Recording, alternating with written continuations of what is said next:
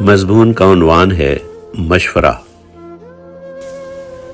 امریکہ کے متعلق کہا جاتا ہے کہ ایک ترقی یافتہ ملک ہے، سیاسی استحکام ہے، ترقی کے ذرائع ہر کسی کے لیے موجود ہیں، جمہوری نظام کے تحت انسانی حقوق کا تحفظ ہے۔ اس میں کتنی سچائی ہے، بعض اوقات ارد گرد ہونے والے واقعات اور حالات اس کی منفی کرتے ہوئے بھی نظر آتے ہیں۔ بہرحال کوئی نہ کوئی بات ایسی ضرور ہے جو پرکشش ہے اور اپنی طرف کھینچتی ہے، ورنہ اتنی بڑی تعداد میں پاکستانی بشمول میرے امریکہ میں آباد نہ ہو گئے ہوتے۔ اور ظاہر ہے کہ ان پاکستانیوں کے بچے بھی ہیں۔ یہاں بسنے والے بچوں کے 3 ٹائٹل ہیں، 3 پہچان رکھتے ہیں۔ اول مسلمان ہیں، دوم پاکستانی اور تیسرے امریکن پیدائشی یا سٹیزن شپ کے ذریعے۔ یہ 3 چہرے ہیں جس کے لحاظ سے بچے یہاں زندگی گزارتے ہیں۔ ایک شخصیت سے 3 روپ نبھانا یقیناً مشکل کام ہے۔ اسکول میں امریکی ماحول، گھر میں رہنے سہنے کا طریقہ پاکستانی اور تربیت میں اسلامی فرائض کی ذمہ داری۔ اسلامی فرائض کی تکمیل کرتے ہوئے ماں باپ کی فرما برداری، اطاعت اور احترام ضروری ہے۔ ماں باپ کا احترام، اس مختصر مضمون میں اس مسئلے کو مختصر طور پر غور کرتے ہیں۔ اولاد بگڑ نہ جائے، اولاد ماں باپ کے قابو میں رہے، ماں باپ سے تمیز سے پیش آئے، وغیرہ وغیرہ۔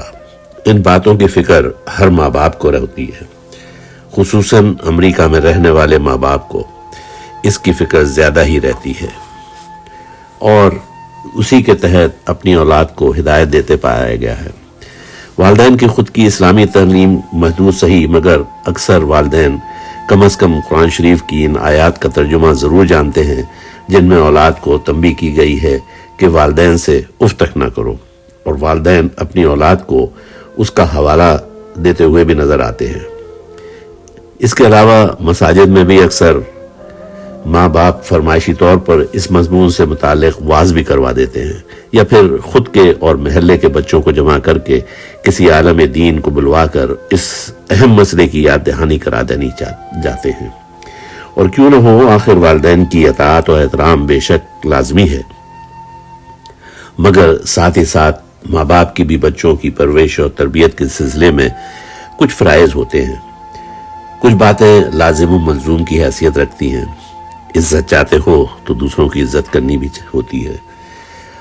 پاکستانی تہذیب و ثقافت بہت خوبصورت ہے، مگر ایک بات عجیب ہے، اور وہ ہے باپ کا کردار۔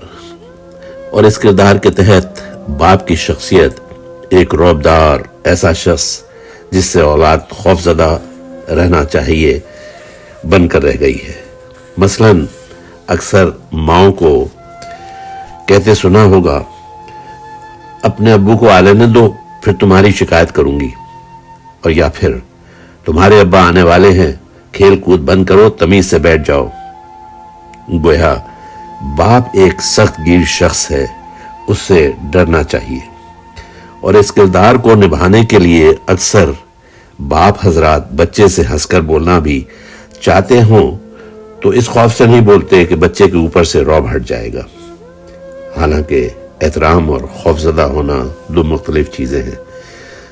خوفزدہ حالت میں بچہ ہی نہیں بلکہ کوئی بھی انسان صحیح طور پر گفت و شنید نہیں کر سکتا۔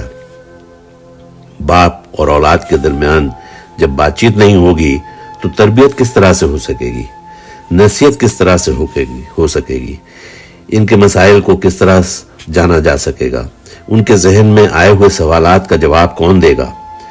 خصوصاً یہاں کے ماحول میں بچے کے ذہن میں بے شمار سوالات ہر روز جنم لیتے ہیں، اور ان سوالات کا جواب ملنا ازحد ضروری ہوتا ہے۔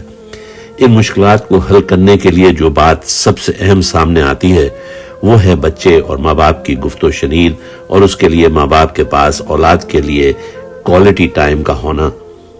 یہ بات خوب یاد رکھنی چاہیے کہ ماں باپ اپنی مصروفیات کے بعد جتنا بھی وقت اپنی اولاد کے لیے وقف کریں، وہ پھر بھی اس وقت کے مقابلے میں کم رہے گا جو اولاد اپنے پیئرز کے ساتھ اسکول اور کالج میں گزارتی ہے۔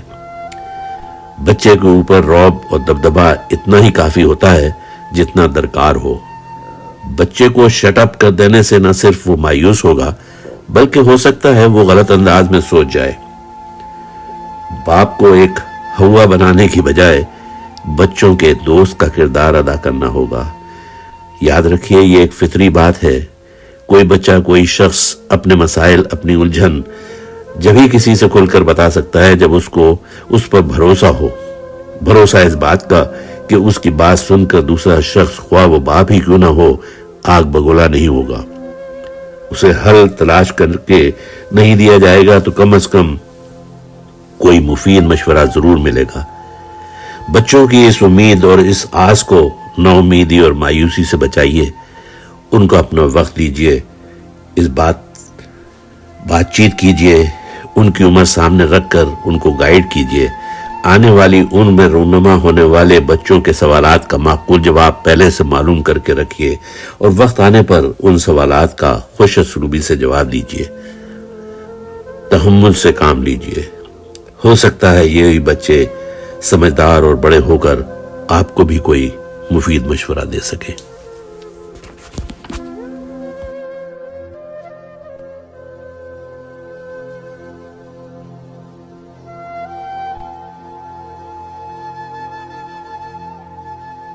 یہ کیسا عشق ہے اردو زباں کا، مزہ گھلتا ہے لفظوں کا زباں پر۔ سچ ہی تو ہے، یہ عشق ہی تو ہے اردو زباں سے کہ اس چینل ادبی بول نے جنم لیا۔ اردو نثر اور نظم کی ایک خوبصورت سنگت آپ دیکھیں گے اس چینل پر۔ جب بھی آپ اس چینل کی ویڈیوز کو دیکھیں تو پلیز لائک اور سبسکرائب کرنا نہ بھولیں۔